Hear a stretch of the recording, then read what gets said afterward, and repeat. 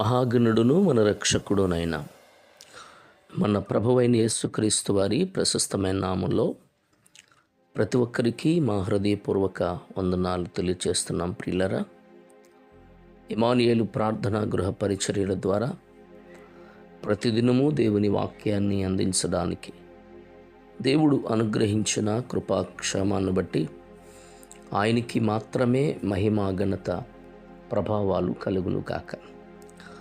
దేవుని వాక్యాన్ని మనం ధ్యానం చేసుకుందాం. పరిశుద్ధ గ్రంథంలో నుండి కొరింథీయులకు రాసినటువంటి మొదటి పత్రిక 3వ అధ్యాయము 16వ వాక్యాన్ని మనం చదువుకుందాం. కొరింథీయులకు రాసిన మొదటి పత్రిక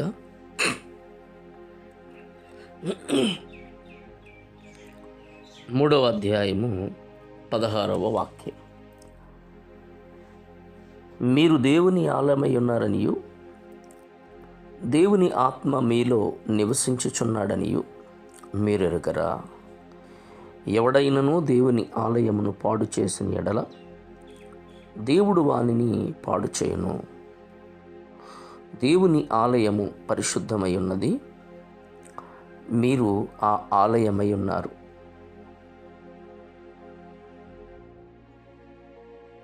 మీరును పరిశుద్ధులై ఉన్నారు అని దేవుని వాక్యం చెబుతుంది. ఇక్కడ చదివిన వాక్య భాగంలో మీరు దేవుని ఆలయమై ఉన్నారు, దేవుని ఆత్మ మీలో నివసించుచున్నాడని మీరెరుగరా? దేవునికి మనం ఏమై ఉన్నాము అనంటే ఆలయమై ఉన్నాము. మనం ఎవరమి అనంటే దేవుని ఆలయం. దేవుని ఆలయం అయినటువంటి మనం దేవుడు మనలో నివసించే దేవుని మందిరముగా మనం కట్టబడాలి. కనుక వాక్యం మనం గమనిస్తే గనుక ఖచ్చితంగా బైబిల్ గ్రంథంలో ఎవడైనా దేవుని ఆలయాన్ని పాడు చేస్తే దేవుడు వానిని పాడు చేయును అని దేవుడు చెబుతా ఉన్నాడు. దేవుని ఆలయమైనటువంటి నీవు, దేవుని ఆత్మ మీలో నివసించుచున్నది. మరి దేవుని ఆత్మ మీలో నివసించుచున్నప్పుడు, మనము దేవునికి ఆలయమై ఉన్నప్పుడు ఆ ఆలయం ఎంత పరిశుద్ధంగా ఉండాలి, ఆ ఆలయం ఎంత పవిత్రంగా ఉండాలి, ఆ ఆలయం క్రీస్తు కొరకు ఎంత అద్భుతంగా ఉండాలి. మనము దేవునికి ఆలయము. ఆ ఆలయమైనటువంటి దేవునిని మనం ఆరాధించేవారుగా, ఘనపరిచేవారుగా ఉండాలి. నిజమే, మన జీవితంలో కూడా దేవునికి ఆలయమైనటువంటి మనం, దేవుని ఆత్మ మనలో నివసిస్తూ ఉన్నప్పుడు దేవునికి ఇవ్వవలసినటువంటి ప్రథమ స్థానం ఆయనకి ఇవ్వకుండా లోకానుసారమైనటువంటి రీతిలో జీవితాలు కట్టబడుతూ నింపబడుతూ ఉన్నట్లుగా ఉన్నాయి అనంటే ఎంత బాధాకరం. దేవుని ఆత్మ నీలో నివసిస్తున్నప్పుడు, దేవుని ఆత్మ నీలో ఉంటున్నప్పుడు దేవునికి ఇవ్వవలసినటువంటి ప్రథమ స్థానం ఇవ్వకుండా నీ జీవితంలో దేవుడు చేస్తున్నటువంటి ఆ కార్యాన్ని దేవునికి ఇవ్వవలసినటువంటి ప్రథమ స్థానం ఇవ్వకుండా నీ ఆత్మీయ జీవితాన్ని పాడు చేసుకుంటున్నట్లుగా నీ జీవితం ఉంటుంది అనంటే ఎంత బాధాకరమైన విషయం చూడండి ప్రియులారా. మనం ఎవరమి అనంటే దేవునికి ఆలయం. మనం ఎవరము అనంటే దేవుడు నివసించే స్థలము. దేవుడు నివసించే స్థలములో దేవుడు ఉండాలి. దేవుడు నివసించే స్థలములో దెయ్యాలు ఉండకూడదు. మరి దేవునికి ఇవ్వవలసినటువంటి ప్రథమ స్థానం ఇవ్వకుండా నీ ఆత్మకు దేవుడు నీలో నివసిస్తున్నాడని జ్ఞానము లేకుండా లోక సంబంధంగా బ్రతికేస్తున్నావు. అందుకే వాక్యం దేవుడేమంటారు అనంటే యెహెజ్కేలు గ్రంథం 36:27లో నా ఆత్మను మీయందుంచి నా కట్టడలను అనుసరించు వారిని గాను నా విధులను గైకొను వారిని గాను మిమ్మును చేసేదను. దేవుడు అంటాడు, నా ఆత్మను మీయందుంచి నా కట్టడలను అనుసరించేవారిగా నా విధులను గైకునేవారిగా నేను మిమ్మల్ని చేస్తాను అని మాట్లాడుతున్నాడు. కాబట్టి దేవుని ఆత్మ నీలో నివసిస్తుంది. నీవు దేవుని బిడ్డవి, నీవు దేవుని కొరకు బ్రతకాలి. ఎందుకంటే నీ విషయంలో అనేకమైనటువంటి కార్యాలు దేవుడు చేయడానికి ఇష్టపడుతున్నాడు. కాబట్టి ఆయన ఆలయం, మనం ఆయనకు ఆలయాలై ఉన్నాం. ఈ దేవుని ఆలయాన్ని నువ్వు పాడు చేస్తే ఈ ఆలయంలో రాకూడని విషయాలు, ఈ ఆలయంలో ఉండకూడని సంగతులు, చెయ్యకూడని పనులు చేస్తూ వెళుతున్నావు అంటే నీ ఆలయం చెడిపోయింది. పవిత్రంగా ఉండవలసిన దేవాలయము అపవిత్రతతో నింపబడిపోయింది.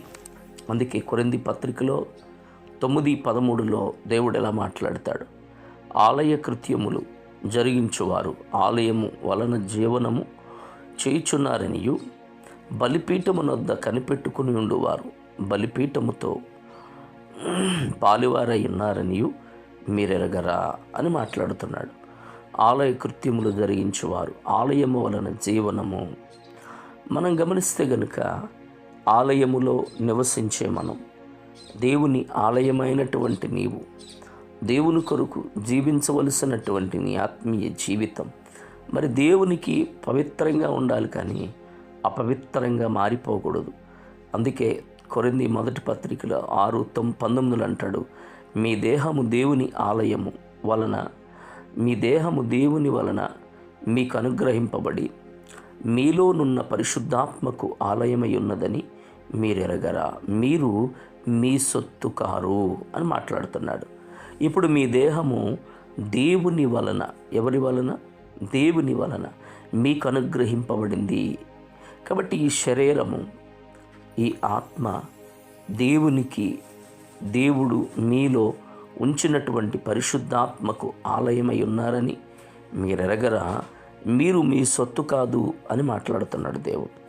కాబట్టి ఇక్కడ మనం గమనిస్తే కనుక వాక్యం సెలవిస్తుంది. మరి 6వ అధ్యాయం రోమేయులకు రాసిన పత్రిక 3 అంటాడు, క్రీస్తు యేసులోనికి బాప్తీసం పొందిన మనమందరము ఆయన మరణములోనికి బాప్తీసం పొందితమని మీరెరగరా. కాబట్టి క్రీస్తులో ఉన్నటువంటి నీవు, క్రీస్తులో జీవిస్తున్నటువంటి నీ జీవితం దేవునికి అనుకూలంగా ఉండాలి.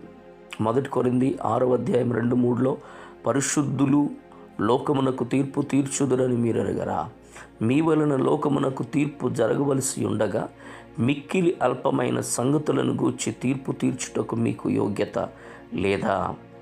మనము దేవదూతలకు తీర్పు తీర్చుదామని ఎరగరా, ఈ జీవన సంబంధమైన సంగతులను గూర్చి మరీ ముఖ్యముగా తీర్పు తీర్చవచ్చును కదా.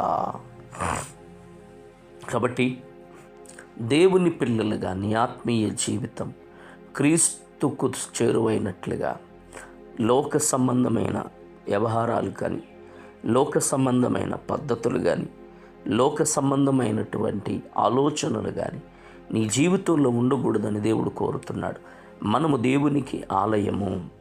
ఈ ఆలయం పవిత్రంగా ఉండాలి, ఈ ఆలయం పరిశుద్ధంగా ఉండాలి, ఈ ఆలయము దేవునికి ఇష్టకరమైనట్లుగా ఉండాలి. పాపముతో కానీ, లోక సంబంధమైన వాటితో కానీ, పాప మలినముతో కానీ, అచ్చలు, దుర్మార్గత, దుష్టత్వము అనేటటువంటి పులిపిండి అనే నీ జీవితంలో ఏది లేకుండా క్రీస్తు కొరకు బ్రతుకు కలిగిన వ్యక్తిగా ఉండాలని దేవుడు కోరుతున్నాడు. కాబట్టి ఈ మంచి సమయంలో దేవుని వాక్యాన్ని వింటున్న నీ జీవితము క్రీస్తుకు సమర్పణ కలిగినదై ఆయన మాట చెప్పున, ఆయన చెప్పినట్లుగా నువ్వు జీవిస్తే గన దేవుడు తప్పక నీ జీవితంలో అద్భుతం చేస్తాడు. అట్టి కృప పరిశుద్ధాత్మ దేవుడు నీకు అనుగ్రహించునుగాక. ఆమెన్. ప్రార్థన. మహిమ కలిగిన తండ్రి, కృపగల దేవా, మీకు స్తుతులు చెల్లిస్తున్నాం నాయన. అద్భుతమైన దేవుడు, ఆశ్చర్య కార్యాలు చేసే దేవుడు, అందును బట్టి స్తోత్రాలు. విన్న వాక్యాన్ని బట్టి బిడ్డల హృదయాలలో మీరే నీరు కట్టి ఫలింపచేయమని ప్రార్థన చేస్తున్నాను. ఉన్నతమైన ఆశీర్వాదముతో దీవెనతోనూ మీరు నింపి బలపరచండి. మీ నామానికి మాత్రం మహిమ తెచ్చుకునండి. ఘనత మహిమ ప్రభావాలు మీరే పొందుకోమని యేసు నామములో ప్రార్థిస్తున్నాం తండ్రి. ఆమెన్. ఆమెన్.